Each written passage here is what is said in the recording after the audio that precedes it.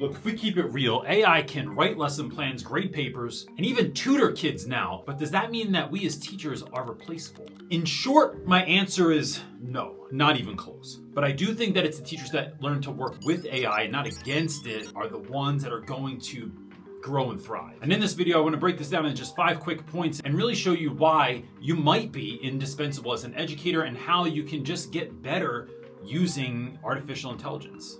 That's it. Let's go.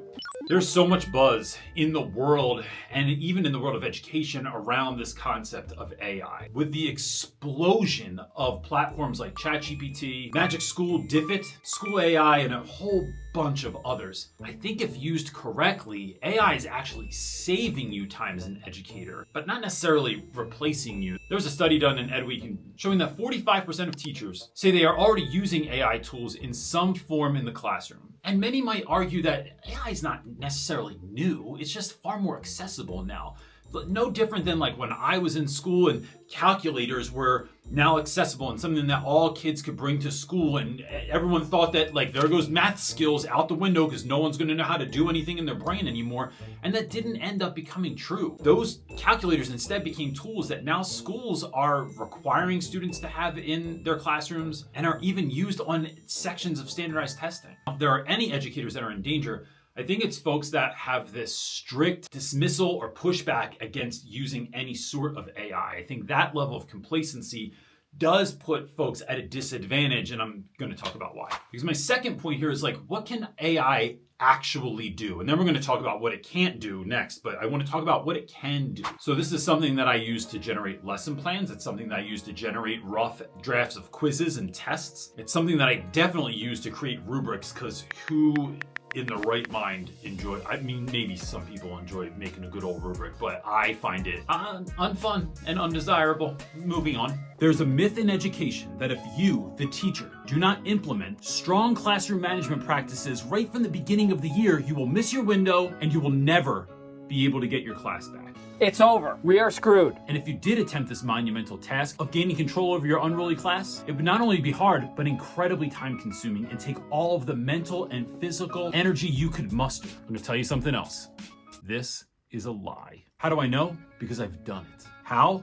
By learning this one simple truth. And that truth is this: the distance between where your classroom is and where you want it to go is the same distance between what you know and what you don't know. For those, it's not too late. You can still make the rest of your year the best of your year. Click the link below to get instant access to the Classroom Management Workshop Series, our best resource yet to help you take back your class and your energy. I love that it can take a reading passage and differentiate it or scaffold it, so I can change a strict passage from a 12th grade reading level to a 6th grade reading level, or anywhere in between or lower if needed by a particular student. You can also translate language for students or for teachers. So if I have a passage and I want to have it, parts of it in Spanish for a specific student, I have that ability and I don't even have to know the language. It just does it for me. I love that it can do things like automate feedback for me or grade short answers or essays that, look, this isn't a set it and forget it. I'm not giving the job to someone else to do without my looking over it again. But even that initial pass by is saving me hours and hours of time. So I would argue that if you are spending hours of time doing work that a bot could do, take that time back and pour it into something else that you're doing that is going to make your lesson that much better, because you now have the time back to create that learning experience for your students that they wouldn't have otherwise. George Kurios, who's a friend of a friend, we collaborated on a book last year, has this great quote where he says, technology will not replace great teachers, but technology in the hands of great teachers can be transformational. So what does that mean for us? What are you freeing up time to do? I think in this next point, what I want to get into is this idea of letting bots do the busy work so that we can do the hard work. What AI cannot do for young people, for families, and even for our coworkers, that I don't know that it will ever do. I mean, I'm not really that smart. I'm not a futurist, but my sense is that it can't build relationships, can't read the room, can't handle trauma-informed teaching, can't inspire, mentor, or love students through tough challenges. Now, I know that Hollywood has made us think otherwise, right? So whether you're watching Ex Machina or Her, or even Terminator 2. That's great. See, you're getting it. No problemo. There is currently no AI that's going to do the heart work that needs to be done in the classroom. Because honestly, when we think about the challenges that really are the things that are the hardest things that teachers face, it is not educating young people. It's getting young people from a place of I don't care to a place that they are willing to learn, willing to be an active participant in their own education.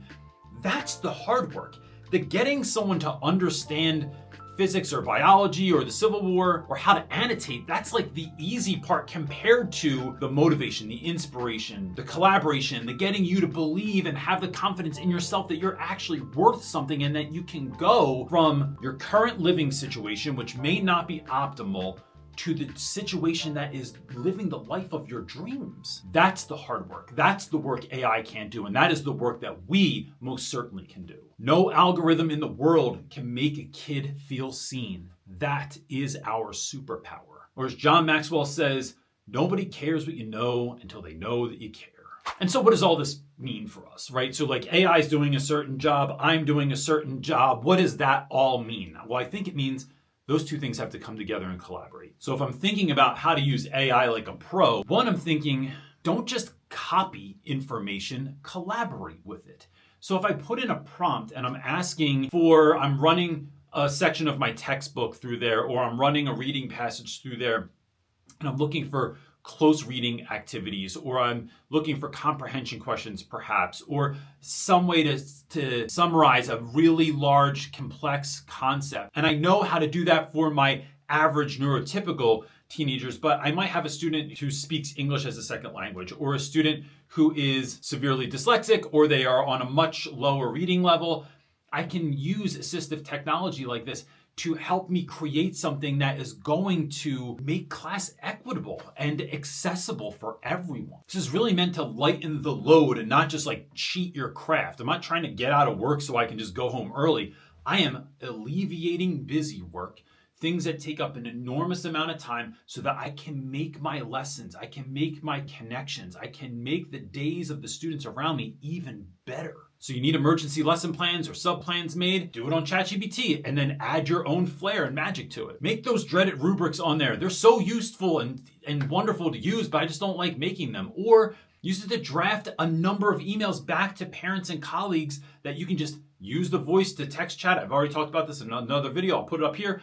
And then take hours back of your day from doing emails that if you had an assistant or a secretary or an administrative assistant, they would have just done it for you anyway. Now you have one. Or using this to adapt materials and IEPs. Again, you don't just copy AI, you collaborate with it. You sprinkle your magic, but the magic is in the remix of what you're doing with what it outputs. And the last point I want to make is, look, I think the future belongs to the heart-driven teacher. If you really think about it, the way we access kids' minds is always through their heart. I did not come up with that saying. I got it from somewhere and I cannot think of where, so I apologize, but if you came up with it, you sure well know. Creativity, empathy, being present, these are skills that never go out of style. And your students, catch this, right? If you take nothing else away, your students need you more than they need information. Anybody can read a textbook, but they can't make it matter to them. And sometimes students need you to help them unlock the greatness that's already in them so that they can become who God has created them to be. Simi Froman, whose name I may be saying wrong, said, "In a world of algorithms, hashtags, and followers, know the true importance of human connection."